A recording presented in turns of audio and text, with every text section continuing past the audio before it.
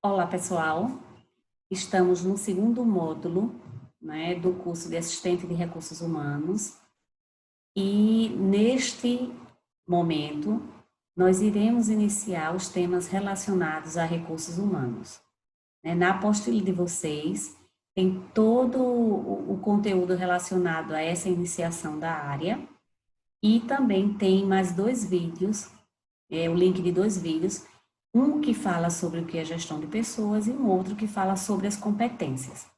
São vídeos curtos, mas que ilustram bastante, ajudam vocês a compreenderem a área de fato, tá? Para explicar melhor o conteúdo da apostila, eu traduzi para algumas lâminas do PowerPoint para facilitar a compreensão de vocês. E eu vou compartilhar esse material a partir de agora.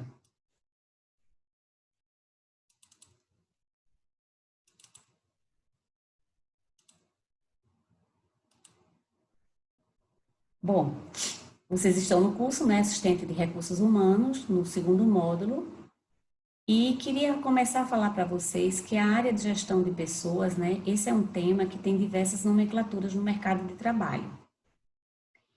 Ele é conhecido como setor de recursos humanos, departamento de recursos humanos, e atualmente tem algumas outras nomenclaturas mais atualizadas, como gestão de pessoas, gestão com pessoas, gestão de talentos humanos.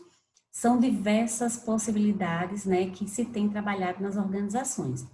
Mas por mais que tenham se modificado isso, né, as pessoas ainda conhecem muito mais como setor de recursos humanos. E para trabalhar um pouquinho sobre o conceito de recursos humanos, né, a gente traz o autor, que é o Hidalberto Chiavenato, que é um dos conceitos mais conhecidos no mercado. Então, ele traz como conceito dessa área que trata-se de um conjunto de políticas e práticas necessárias para conduzir os aspectos da posição gerencial relacionada com as pessoas e com os recursos humanos de uma organização.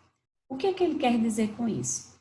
Que é uma área estratégica, né, que cuida desde a admissão desse profissional, a sua permanência na empresa, seus aspectos motivacionais e de crescimento dentro da organização. É uma área que deve mediar os interesses organizacionais, né, os objetivos organizacionais, alinhando aos objetivos das pessoas para que, de fato, se alcance resultados para aquela empresa. Então, é um papel, né, uma área que assume um papel importante e estratégico, porque ela media os interesses individuais e os interesses organizacionais, né, para que aquela empresa tenha produtividade e consiga manter esses trabalhadores.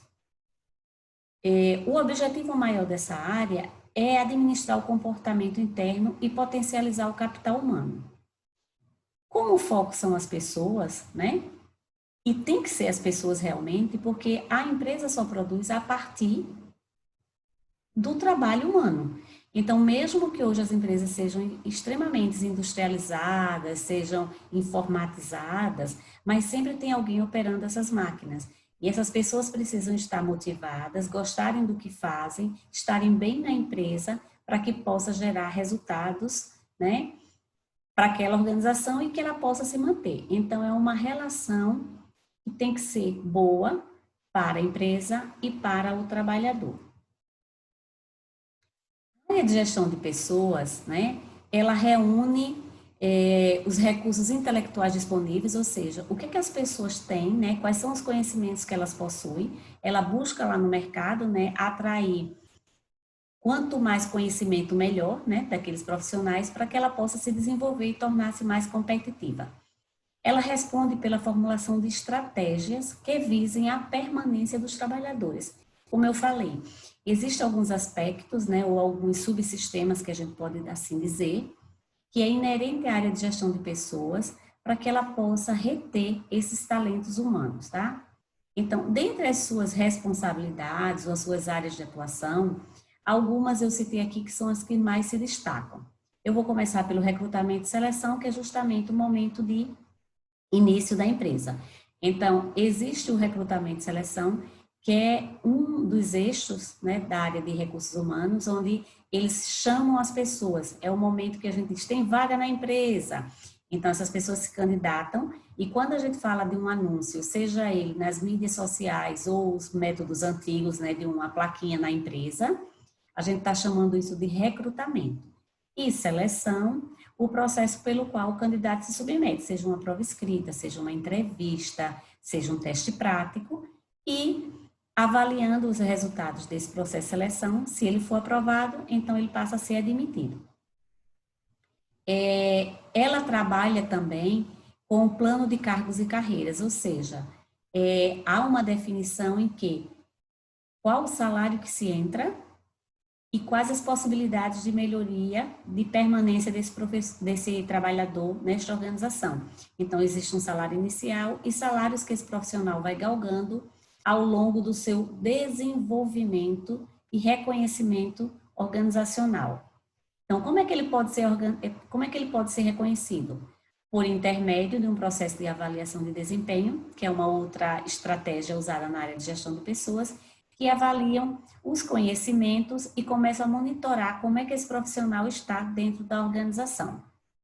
A depender da situação, se esse profissional precisar de algum incremento para desempenhar melhor a atividade, ele pode ir para o sistema de treinamento e desenvolvimento, que é uma outra estratégia que as organizações desenvolvem para desenvolver o trabalhador, né? Fazer com que ele se sinta cada vez mais preparado e capacitado para desenvolver suas atividades. A política salarial de remuneração e benefícios, né?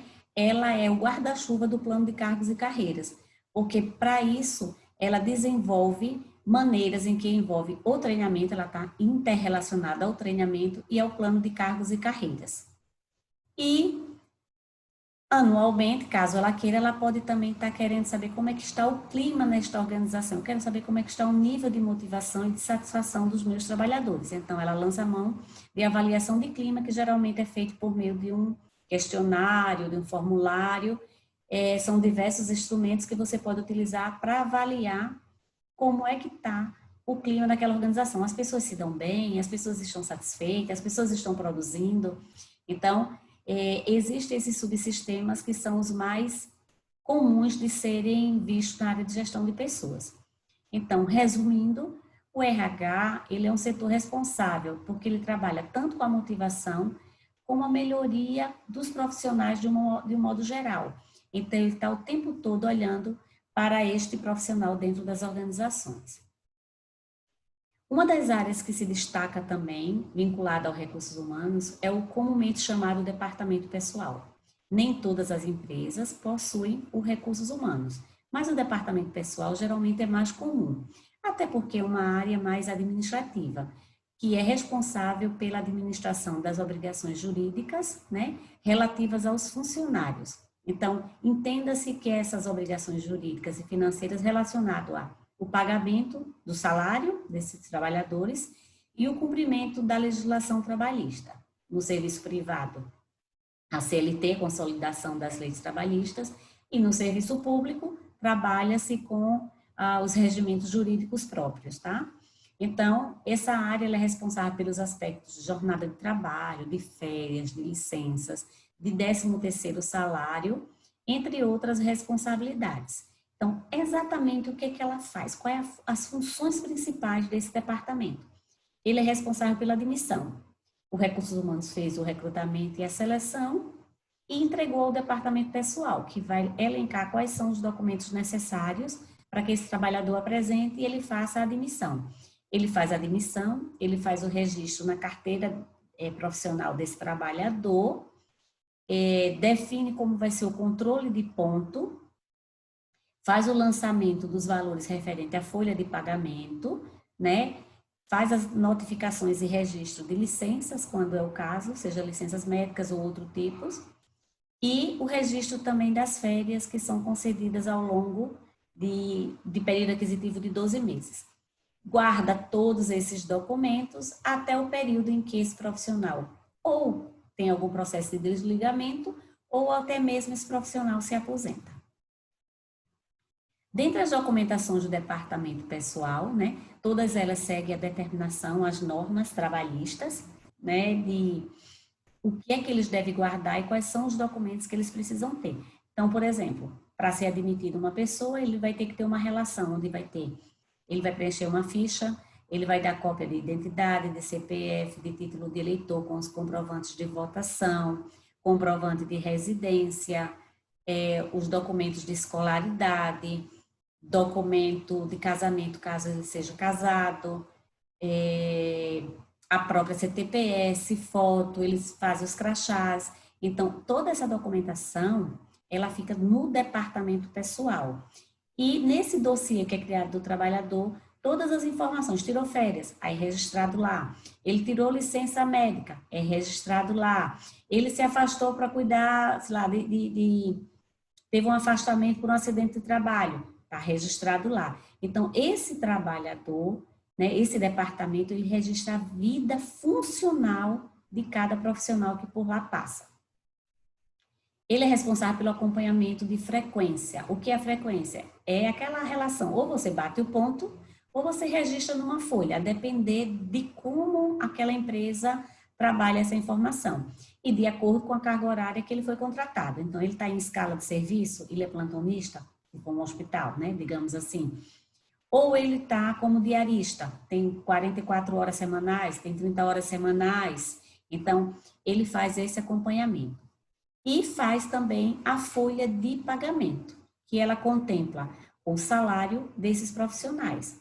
E nela tem os recolhimentos de impostos relacionados à dedução de imposto de renda, a contribuição sindical, né, desse profissional que está vinculado, o valor que é destinado ao INSS e ao FGTS. Esses valores, eles são variáveis, cada um deles tem um percentual. Na apostila, inclusive, tem 8%, mas é 8% a depender do salário.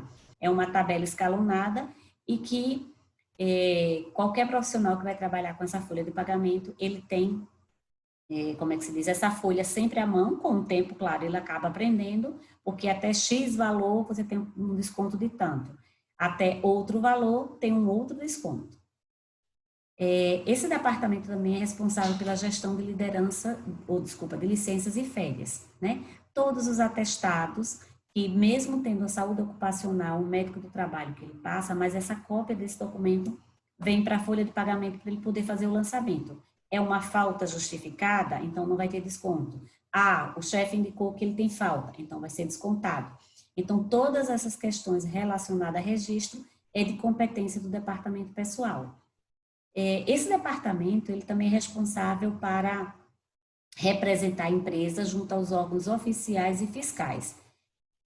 Digamos que tenha alguma situação referente a questões de equipamentos de proteção individual. Digamos que a empresa deixou de fornecer e ela não tem uma área de saúde ocupacional e teve uma reunião, digamos, com algum desses órgãos. Então, geralmente, alguém do departamento pessoal é que faz essa representação. Como também junto aos órgãos quando o profissional é desligado. Quem faz a rescisão mediante sindicato é um representante do departamento pessoal. Vocês podem até estar perguntando, e aí, o que é que o assistente faz? Tudo isso que eu estou dizendo, existe sempre alguém que coordena, e esse assistente, como o nome já diz, ele vai auxiliar nessas atividades, tá? Então, por exemplo, ele vai recolher todos os documentos, ele já sabe quais são os documentos, então esse assistente geralmente que recebe o candidato para ser admitido e ele recolhe. É ele que faz o registro digamos, na CTPS do trabalhador, e o chefe apenas bota o carimbo e assina. Então, são muitas ações que esse assistente vai fazer enquanto tiver ainda nessa função, porque geralmente começa-se com assistente e com o tempo, com a prática, com os cursos de aperfeiçoamento, né, e aprofundamento, vocês podem galgar, o profissional pode galgar novas situações dentro da organização. Como eu já falei, pensando no serviço público, a legislação é toda na CLT, né? O serviço público, apesar de ter o regime jurídico único, ele não dá conta de todas as questões relacionadas a direitos e deveres, então o que não está previsto lá é recorrido à CLT. O RH é o mediador, né, como eu já falei, entre a organização e o funcionário. Ele é estratégico porque ele que faz essa mediação. Então, por exemplo, qualquer situação de conflito ou necessidade desse trabalhador, geralmente é o recursos humanos que faz essa mediação entre esse trabalhador e o gestor maior, o gerente ou o proprietário da empresa, né?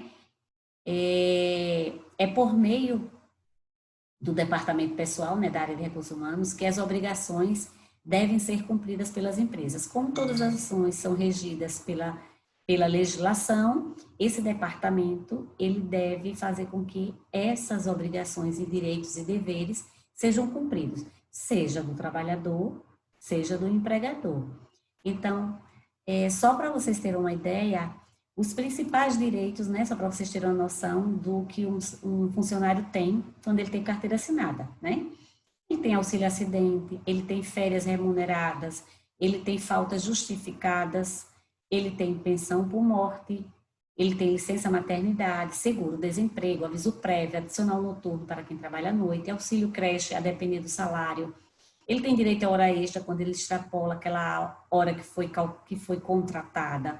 Ele tem salário família, ele tem 13º, ele tem direito a vale transporte. Então, são muitas vantagens e proteções que o trabalhador tem de carteira assinada, né? O que seriam essas férias remuneradas? Talvez algumas pessoas achem estranho. Você trabalha 12 meses e após 12 meses você tem direito a tirar 30 dias de férias. E essas férias, enquanto você está em casa, elas são remuneradas, né? Você recebe salário e mais 1/3 do valor do seu salário, né? É como se você dividisse o seu salário dividido por 33, tá? Em 3 partes, você pega o seu salário e divide por 3. Então, você sabe que vai ter o salário mais 1/3, que é referente a férias. Faltas justificadas, porque quem se ausenta por atestado médico, ele não sofre nenhuma perda salarial. Exceto se ele trabalhar à noite, né? Porque quem está de atestado e trabalha à noite não faz jus ao adicional noturno. Ainda relacionada ao setor pessoal, né? Tem um registro na carteira de trabalho, lembrando que o registro ele deve ser feito até 5 dias úteis. O não cumprimento dessa normativa gera prejuízo para a organização e multa, está previsto no artigo 29, parágrafo 4º da CLT. As férias, como eu já falei, após 12 meses, você tem o direito de gozo de 30 férias, ela pode ser parcelada hoje, como também a legislação prevê que algumas empresas podem até comprar, né, o relativo apenas a 10 dias de férias, porque não pode ultrapassar esse limite. O que seria isso? Dependendo da condição da empresa naquele momento, que não tem condições de liberar, ele pode conceder os 20 dias de gozo e 10 dias ele pagar por fora, ou desculpa, pagar a mais, né? Pagar 10 dias referente aos dias que foram trabalhados. O salário, né, que está na carteira de trabalho, é importante salientar que quem trabalha com comissão, esses valores de comissões, o percentual deve estar também registrado na CTPS. E os encargos trabalhistas, que aqui estão, que são as contribuições de INSS e FGTS, está colocado aqui 8% do valor do salário, mas esse percentual ele varia de acordo com o aumento do salário. Aqui é referente a apenas um salário mínimo. Esse trabalhador, o departamento pessoal é responsável também, né, pelas informações referentes ao documento que esse trabalhador leva para dar entrada no seguro-desemprego, caso ele seja dispensado sem justa causa. O que é isso? É quando a empresa resolve demitir o funcionário, mas não houve nada grave com ele. Então, ela dispensa sem justa causa e, nesta condição, ele tem direito à retirada do FGTS e, a depender dos meses que ele tenha tido de carteira assinada, ele faz jus ao seguro-desemprego. O primeiro seguro-desemprego, esse trabalhador teria que ter trabalhado pelo menos 12 meses. Né? É responsável também pelos cálculos referentes à demissão, né? Onde consta a multa de 40% do FGTS, que ele recebe se ele foi demitido sem justa causa. Principais normas também ainda, com relação à gestante, que vale a pena destacar, que a gestante ela tem a garantia de até 5 meses após o nascimento do filho. O que significa? A mulher que está trabalhando e ela engravida, né? Ela vai ter direito aos 4 meses dela de licença gestação e ela retorna no final do 4º mês. Então, ela tem mais um mês de estabilidade, ou seja, durante esses 5 meses que essa gestante deu à luz, né? Teve bebê, ela tem essa garantia de que não será demitida. E responde também o departamento pessoal pelos benefícios. O que são benefícios? São aqueles salários indiretos, como vale refeição, como vale alimentação, o convênio médico e até mesmo o vale transporte, né? Porque a gente coloca 6% do valor do salário do trabalhador e a diferença que 6% ele não cobre todo o valor de passagem. Essa diferença é paga pelo empregador. Bom, como curiosidade, eu trouxe para vocês, né, que existem 2 modalidades de aviso prévio. Aquele que é indenizado e aquele que é trabalhado. O aviso prévio indenizado é quando o empregador demite o funcionário e no dia seguinte ele já diz que ele não precisa retornar ao trabalho. Então, o que ele faz? Esse trabalhador tem um mês de salário, né, digamos 30 dias, porque ele não precisa trabalhar, ele ganha 30 dias, porque ele já não vai mais voltar à empresa, tá? E o aviso prévio trabalhado é aquele quando o empregado trabalha normalmente durante o aviso prévio. Mas o que é o aviso prévio? É uma comunicação de que aquele profissional está sendo dispensado da organização. O nome já está dizendo, um aviso prévio. Antes de você se desligar, eu estou dizendo que você tem 30 dias e ao término desses 30 dias você não fará mais parte da empresa. Então, eu posso permitir e acordar, a empresa pode permitir e acordar que esse empregado vai trabalhar durante os 30 dias, como ela pode dizer que ele não precisa trabalhar e pagar os 30 dias dele, ok? Bom, eu finalizo aqui e as dúvidas que vocês tiverem podem postar no fórum. Eu fiz lá uma provocação a respeito do departamento pessoal e de recursos humanos.